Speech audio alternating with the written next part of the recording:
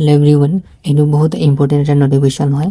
Recently Guwahati ইউনিভাৰ্চিটিৰ ফালৰ পৰা ওলাইছে আজি, কাৰণ যোনটো প্ৰচেছ চলি আছিলে কেট 2026ৰ ৰেংক বা কোনোবা এডিশ্যনেল মেৰিট লিষ্ট এনেকৈ ওলাই পেলাই এডমিশ্যন প্ৰচেছটো চলাই আছিলে।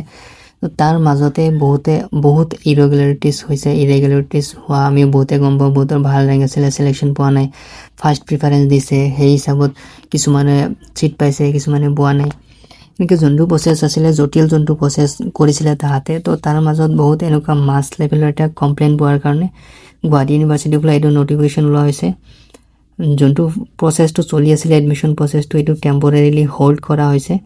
ফাৰ্ডাৰ যেতিয়ালৈকে তোমাৰ নতুন নটিফিকেশ্যন আহে তেতিয়ালৈকে যিখিনি মেৰিট লিষ্ট ওলাইছে এফিলিয়েট কলেজবিলাকে বা ইউনিভাৰ্চিটিৰ ফালৰ পৰা, যিখিনি ছেকেণ্ড ৰাউণ্ড চলি আছিলে এইখিনি বৰ্তমান বন্ধ কৰা হৈছে, টেম্পৰেৰিলি হ'ল্ড কৰা হৈছে। কাৰণটো হ'ল যে কমপ্লেইন পাইছে তাহাঁতে, ইৰেগুলাৰিটি যোনটো হৈছে, অনিয়ম হৈ আছে। যেতিয়ালৈকে এইটো পৰীক্ষা কৰি নাচাব, পৰীক্ষা মানে যাঞ্চ কৰি পেলাই চাব আৰু কি ওলায়, ইয়াৰ অন্তৰত কি চলি আছে। ইউনিভাৰ্চিটিয়ে নিজে এনেকুৱা কৰিছে। ULC ইউনিভাৰ্চিটি ল কলেজৰ টপ ৰেংকাৰক দি পেলাই হেক কৰি দিছে। জাষ্ট মই আজি কল কৰিছিলোঁ, কল কৰি শুনিলোঁ জাষ্ট EC কোটা আৰু যোনটো এমপ্লয়ী আছে সেই এমপ্লয়ী কোটাৰ তোমাৰ যোনটো ছিট আছে সেইখিনি বাকী আছে।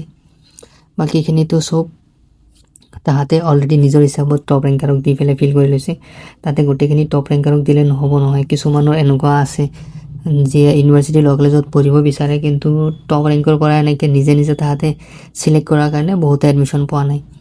এনেকুৱা বহুত কলেজ আছে। আৰু ইয়াৰ আগতেই অলৰেডি BRM কলেজৰ পৰা ছাছপেণ্ড কৰি ৰখা হৈছে। JB ল কলেজে মই চোৱা নাই, তোমালোকে কমেণ্ট কৰিছা কোনোবাই, মই দেখা পাইছোঁ যে এডমিশ্যন বাটনটো তাহাঁতে দিয়া নাই এতিয়ালৈকে বা এক্টিভ হোৱা নাই।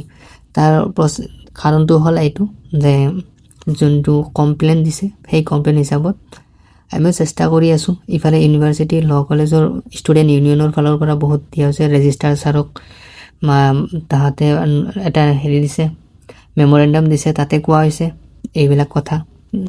আৰু এটা যোন গুগল ফৰ্ম দিয়া হৈছিলে তোমালোকক, গ্ৰিভেন্সৰ ফৰ্ম, সেইটো তোমালোকে বহুতে ছাবমিট কৰিছা, ভাল লাগিছে এইটো চাই পেলাই। সেইখিনি আমি ডিটেইলছখিনি দিয়া হৈছে তাতে। তো ইয়াৰ পিছত নতুনকৈ যেতিয়ালৈকে ফাৰ্ডাৰ নটিফিকেশ্যন ওলায় এইখিনিলৈকে টেম্পৰেলি হ'ল্ড হৈ থাকিব। তো তোমালোকে কনফিউজ নহ'বা বা চিন্তা নকৰিবা, ৱেইট কৰা ফাৰ্ডাৰ কি নটিফিকেশ্যন আহে। কিবা নটিফিকেশ্যন আহিলে মই তোমালোকক আপডেট কৰাই দিম। তেতিয়ালৈকে তোমালোকে যিখিনি এডমিশ্যন লৈছা বা যিখিনি ল'বলৈ এইবাৰ নাম আহিছিলে সেইখিনিৰ কি হ'ব একো ক'ব নোৱাৰোঁ। ফাৰ্ডাৰ এইখিনি নটিফিকেশ্যনৰ যোনটো ৰিলিজ কৰিছিলে তাহাঁতে, JB ল কলেজে ওলাইছিলে, ধুবুৰী ল কলেজে ওলাইছিলে, বৰপেটা ওলাইছিলে ছেকেণ্ড মেৰিট লিষ্টৰ নটিফিকেশ্যন।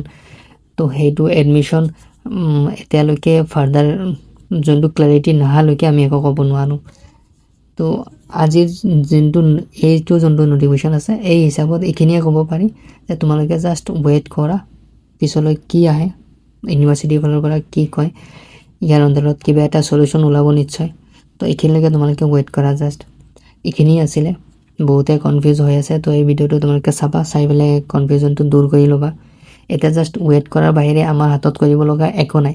ৰেজিষ্টাৰ ছাৰেতো এইটো ভালকৈ লোৱাই নাছিলে। তাহাঁতে কৈছে ক'ত পাইছে এইবিলাক ডিটেইলছ, ইমান ইৰেগুলাৰিটিছ হৈ আছে, কিছুমানে ছিট পোৱা নাই, ভাল ৰেংক আছিলে পোৱা নাই, এনেকৈ কৈছে। তো ইয়াৰ পিছত গোটেই ডিটেইলছখিনি দিয়া হৈছে আমাৰ ফালৰ পৰা গ্ৰিভেন্স ফৰ্মৰ জৰিয়তে।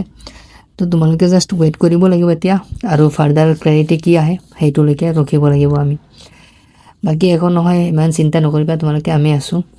যি কৰিব লাগে ফাৰ্ডাৰ যিখিনি আমি চেষ্টা কৰিব লাগে আমি এইখিনি কৰিম। ইয়াৰ পিছত কিবা আপডেট আহিলে মই কমিউনিটি পষ্ট হ'লেও দি দিম, তোমালোকে চাই থাকিবা। আৰু ডকুমেণ্ট যিখিনি ৰেডি ৰাখিব লাগে সেইখিনি বনাই লোৱা। বহুতৰ যদি কেটেগৰী চাৰ্টিফিকেট হওক কিবা হওক সেইখিনি কৰিব পৰা নাই, সেইখিনি কৰি লোৱা। Thank you so' much for ৱাচিং দ্য ভিডিঅ'।